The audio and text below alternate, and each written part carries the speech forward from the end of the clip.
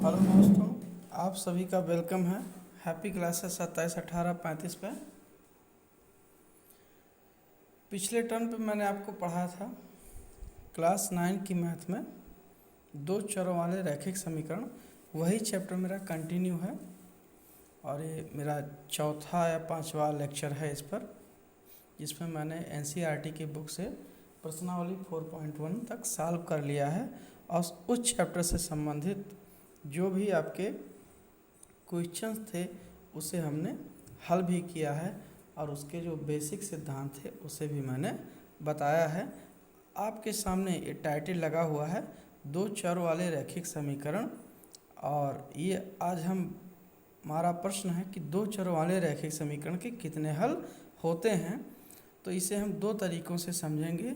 एक तो समझेंगे एज ए मैथमेटिकल तरीके से कि दो चरों वाले रैखिक समीकरण के कितने हल होते हैं या हो सकते हैं, और फिर उसको हम ग्राफीय विधि से समझने का प्रयास करेंगे। पूरी वीडियो देखेगा, आपको बहुत बेहतर तरीके से समझ में आएगा, ऐसा हम उम्मीद करते हैं। और जिस बुक से मैं पढ़ा रहा हूँ उसे आप देख लीजिए, ये मेरे सामने है।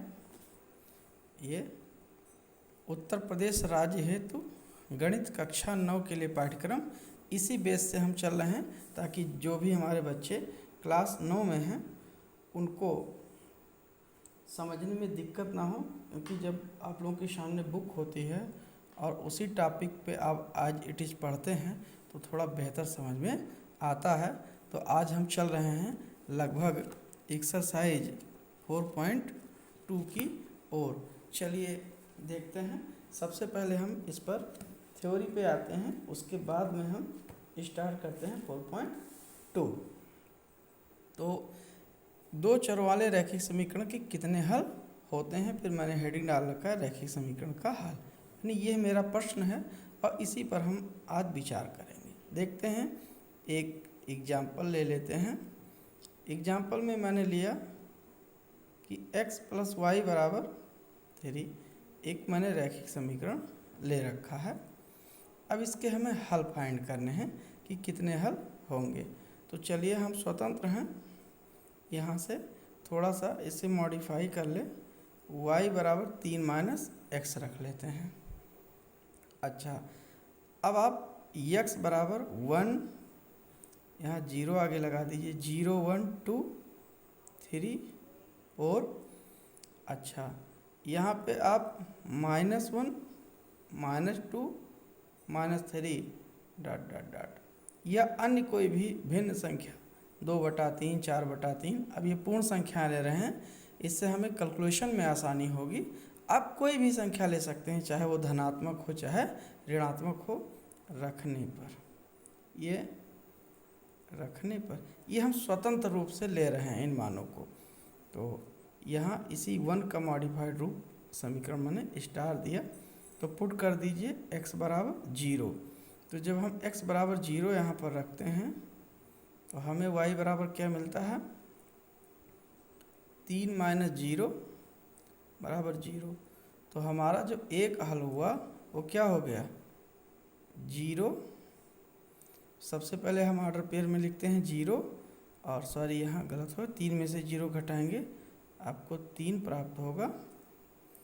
तो हमें क्या मिल गया, 3। तो ये आपका फर्स्ट हल हो गया। अच्छा, अब हम पुट करते हैं x = चलो कोई इसमें से कोई संख्या ले लेते हैं, 4 रखते हैं। तो y = हमें क्या मिला, जब x का मान 4 रखते हैं तो 3 - 4 हमें मिल गया -1। तो हमें क्या मिला, 4 के संगत -1 मिला।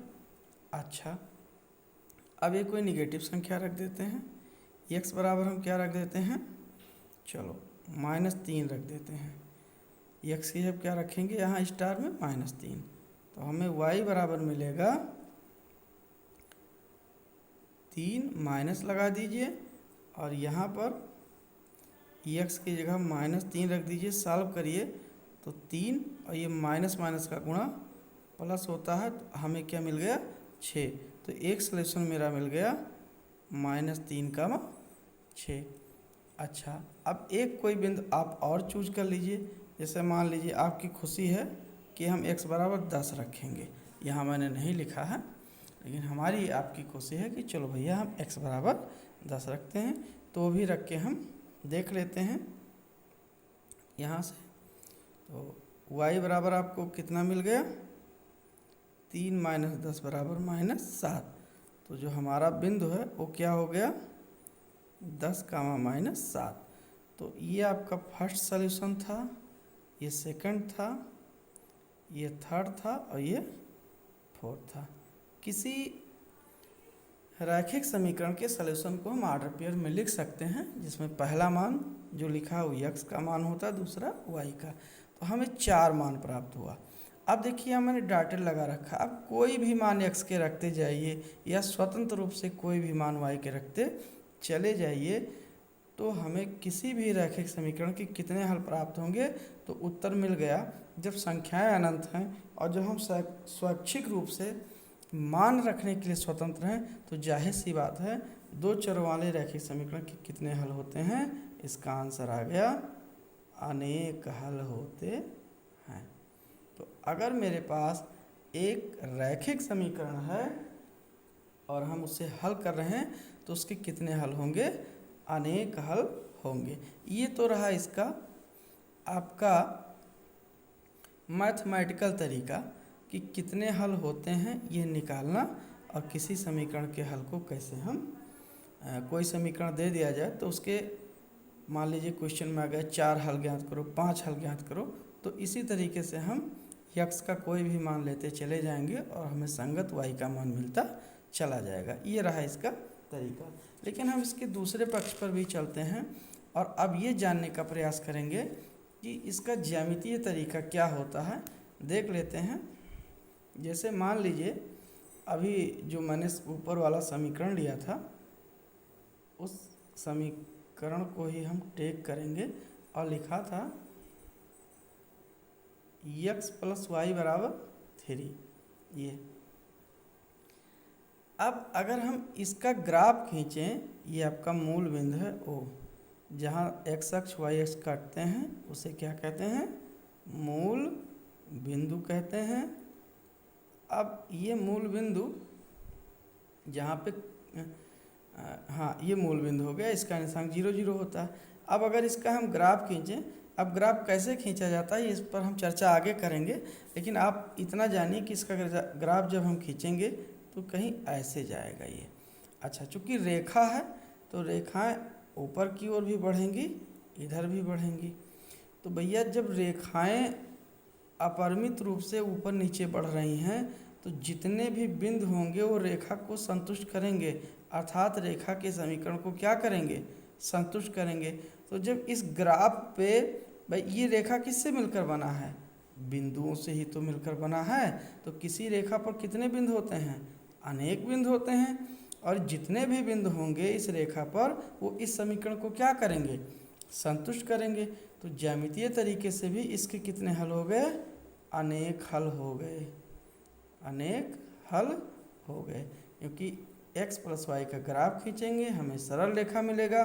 सरल रेखा किससे मिलकर बनी है, अनेक बिंदुओं से मिलकर बनी है। और किसी भी बिंदु का निर्देशांक आपको पता है हमेशा x, y होता है। यहाँ पहुँचे को यहाँ भी x, y। अब ये बात अलग है कि ये फर्स्ट कोऑर्डिनेट में है तो धन धन, सेकंड में है तो ऋण अवधन होगा।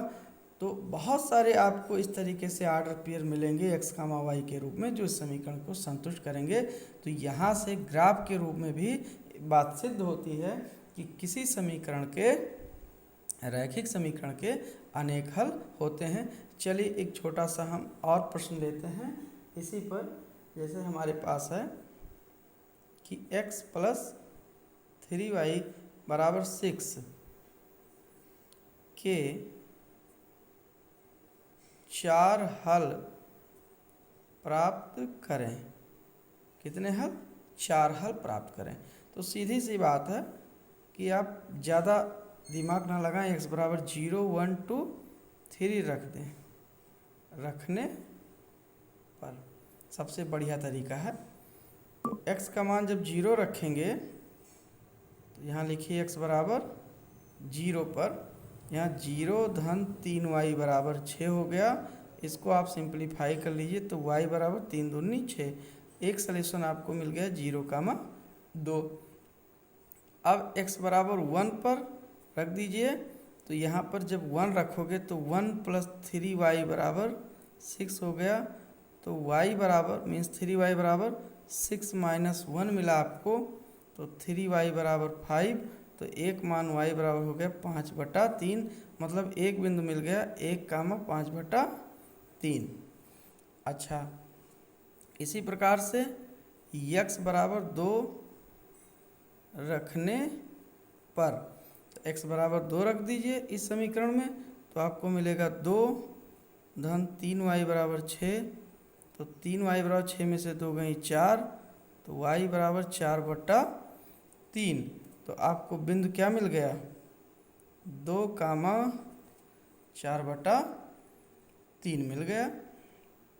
अच्छा चलो, एक आखिरी सलूशन भी हम निकाल लेते हैं x बराबर 3 रखने पर। हालांकि सिंपल तरीका एक और है कि आप एक बार x का मान 0 रखो, एक बार y का मान रखो, लेकिन हम सीधे चले आए, कोई फर्क नहीं। आप पक्षांतर करना जानते हैं तो कोई विधि यहाँ पर सरल नहीं है। रख दीजिए भैया, देखो 0 रख दो, धन सॉरी 3 रखना है। x का मान क्या रखना है, 3 धन 3y बराबर 6। तो हमें क्या मिल गया, 3y बराबर 6 में से 3 घटाओ 3, तो y बराबर 1 मिल गया। अर्थात एक सलूशन मिल गया 3,1। तो देखो हमें कितने ग्रुप मिल गए, 0,2, 1,5/3, 2,4/3, 3,1 मिल गया। पहले हम किसका मान रखेंगे, x का, फिर y का।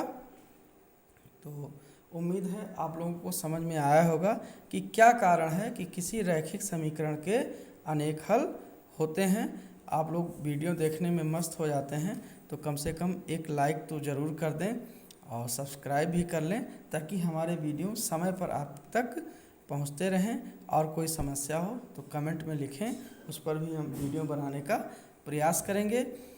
Thank you.